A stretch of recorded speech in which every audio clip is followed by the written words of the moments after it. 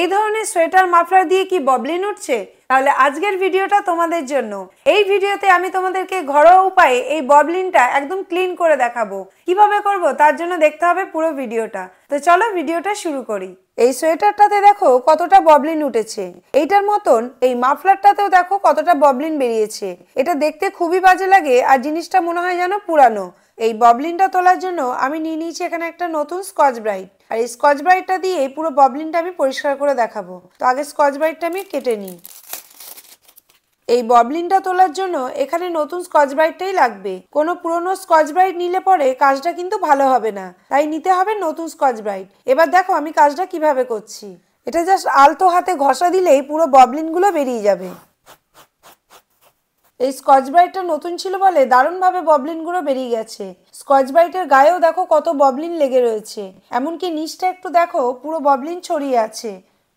এবার তোমাদেরকে একটু সোয়েটারটা দেখাই, তোমরাই দেখে বলো যেখানে কোনো ববলিন আছে কিনা। তো একদম পুরো এটা ক্লিন হয়ে গেছে। এবার তোমাদেরকে আমি মাফলারটাও পরিষ্কার করে দেখাবো। এবার তোমরা স্কচ ব্রাইটটা একটু দেখো যে গায়ে কতটা ববলিন লেগে আছে। এই দেখো পুরো স্কচ ব্রাইটটা একদম ভরে গেছে ববলিনে। এবার আমি তোমাদেরকে একটু নিচটা দেখাই যে কতটা ববলিন উঠেছে। পুরো জায়গাটা ববলিন উঠে ভরে গেছে। তো দারুণ না এই আইডিয়াটা? তো চলো এবার নেক্সট ট্রিকটা দেখে নিই। শীতকাল এসে গেছে, আমাদের প্রত্যেকের বাড়িতে এই ধরনের ব্ল্যাঙ্কেট বা লেপ বেরিয়ে গেছে। আর এগুলোকে ভাঁজ করা খুবই একটা সমস্যার ব্যাপার।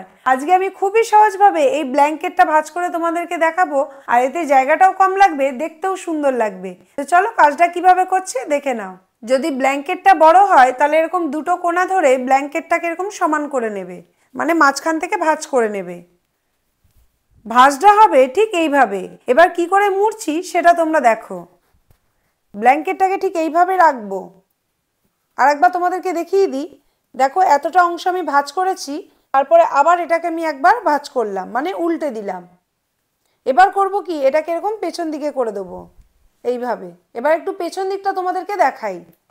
এটা জাস্ট একটা ফালটাই রয়েছে এখানে। এবার করতে হবে কি, বাঁ হাতের কম্বলটাকে আমি নিয়ে ঠিক এইভাবে ভাঁজ করব।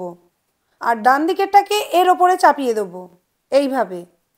এবার নিচের অংশটাকেও আমি একটু সমান করে নেব। এবার নিচে অংশটা ধরে আমাকে ছোট ছোট পাট পাট করে ভাঁজ করে নিতে হবে। এবার লাস্ট পার্টটাকেও আমি এর ওপরে চাপিয়ে দেব। এবার এখানে দেখো একটা খোল মতো রয়েছে, এই খোলটাকেই আমি উল্টে ঘুরিয়ে দেব।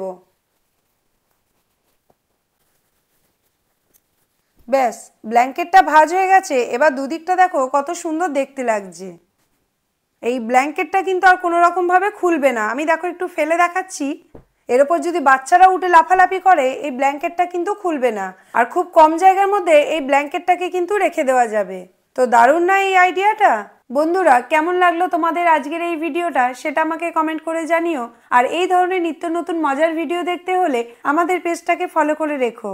ভিডিওটা যদি তোমরা ইউটিউবে দেখে থাকো তাহলে আমাদের চ্যানেলটাকে সাবস্ক্রাইব করে দিও। দেখা হবে পরের একটি ভিডিওতে। টাটা।